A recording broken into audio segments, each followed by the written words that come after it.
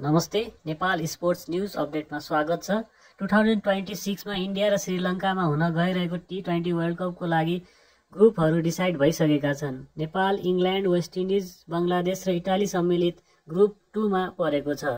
त्यस्तै हिजो भएको NPL सिजन 2 को लुम्बिनी लायन्स भर्सेस कर्णाली याक्सको खेलमा कर्णाली याक्सका मार्क वाटले NPL सिजन 2 को पहिलो सेन्चुरी हानेका छन्। वाटले नट आउट रहँदै 12 छक्काको मद्दतमा 44 बल खेलेर 114 रन बनाएका थिए।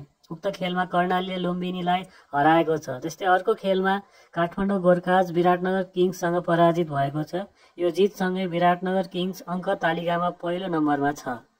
त्यस्तै फुटबलको कुरा गर्नुपर्दा इङ्ग्लिस प्रिमियर लिगमा टाइटल दावेदारहरू लिभरपुल र म्यानचेस्टर सिटी दुवैले हार बेहोरेका छन्।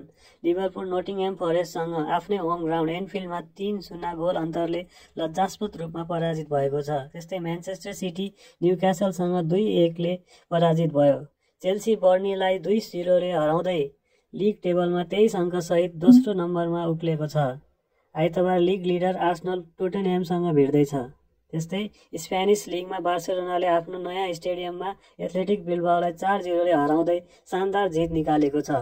हवस् त यस्तै अपडेटका लागि नेपाल स्पोर्ट्स फ्यान क्लबलाई लाइक र सेयर गर्न नबिर्सिनुहोला। धन्यवाद।